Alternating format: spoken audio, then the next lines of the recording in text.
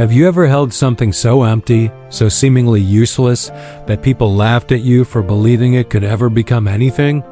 This is the story of a boy who held nothing but a chipped clay bowl in his hands and a universe of dreams in his heart. A boy who proved that sometimes the greatest magic in the world is hidden inside an empty stomach. In a quiet village, nestled between rolling green hills, lived a boy named Marco. He had no family, no land, no money. Nothing but an old clay bowl with cracked edges. The villagers pitied him, and some even mocked him, but Marco never begged. Every single morning, he would lift that empty bowl above his head and declare to the world, "This bowl is magic. One day, it will be full." The people laughed. The baker, wiping flour from his apron, would chuckle and say, "Poor Marco has lost his mind." The blacksmith, hammering away at his anvil, would call out, "An empty bowl is magic?" Boy, dreams don't cook rice, but Marco never argued. He only smiled, even as hunger twisted his stomach like a knife. He held on to his belief with a quiet dignity that baffled everyone. One night, feeling weak and trembling from hunger, he sat by the river and stared into his bowl. The moonlight reflected off the water inside it, creating a silvery glow. He whispered to himself, "When a bowl is truly empty, it can hold anything. If I fill it with dreams today, someday it will overflow with food." It was a promise, a vow made to the moon and the stars. That night, Marco decided he wouldn't just wait for magic. He would create it. He would learn to farm.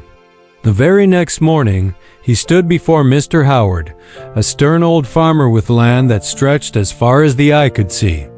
Marco bowed deeply, his small frame showing immense respect.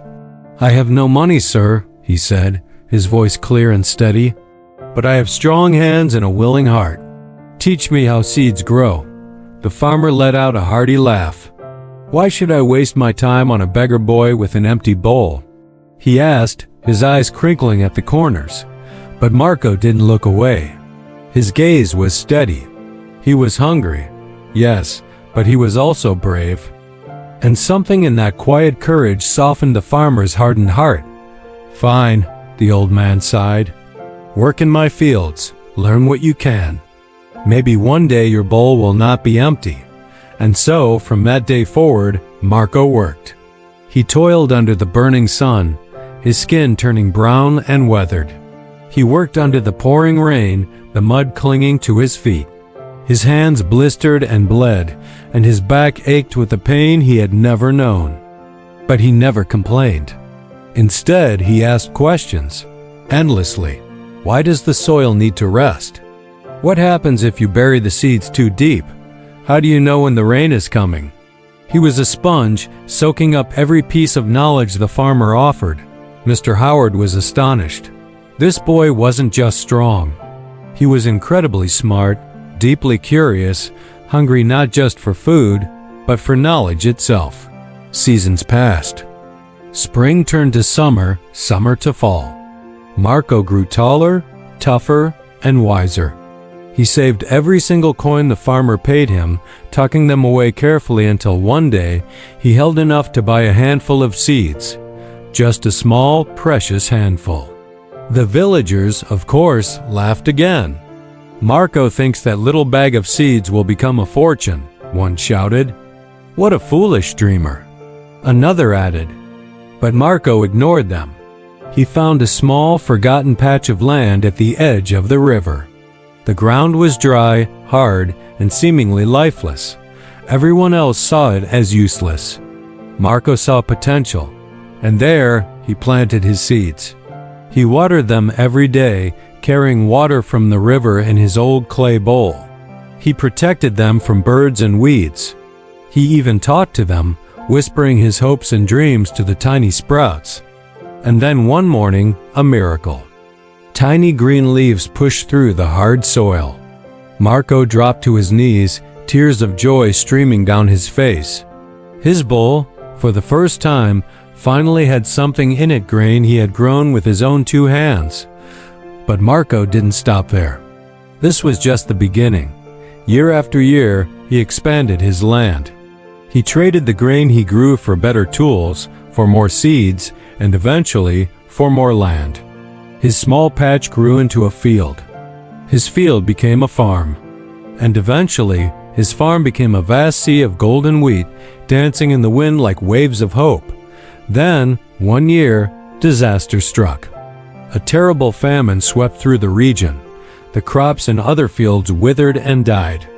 The rivers ran dry. Families began to starve.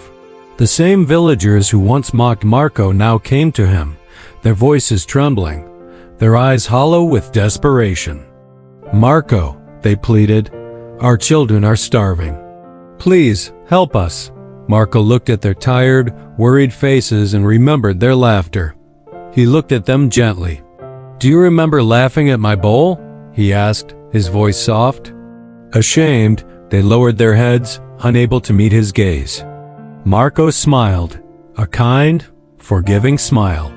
"This bowl is magic," he said, holding it up. "Not because it ever held food, but because it taught me to dream when I had nothing." He then opened his barn doors wide. They were overflowing with grain. He gave grain to every family, bread to every child, and hope to every mother. He went even further, building mills and ovens so that no one in the village would ever have to sleep hungry again. When the famine finally ended and prosperity returned, Marco invited the entire village to a grand feast.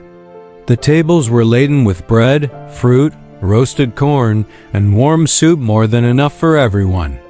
But right in the center of the main table, he placed the chipped, empty clay bowl. A little child, full and happy, tugged at his sleeve. "Marco, why do you keep that broken bowl?"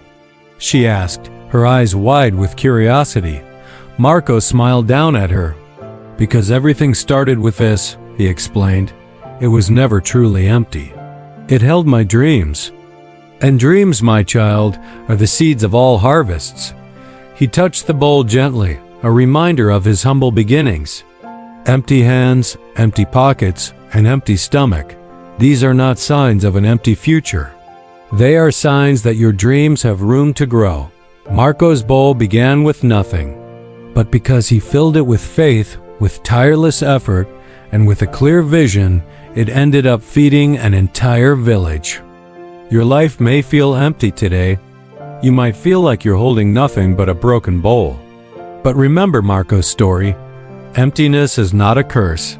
It is space. It is potential. It is space for your dreams to take root, space for you to grow, and space for a future you can build with your own two hands. And never forget, even the greatest harvest begins with a single empty bowl. Thank you for watching. If this story inspired you, please like, share, and subscribe for more content that feeds the soul.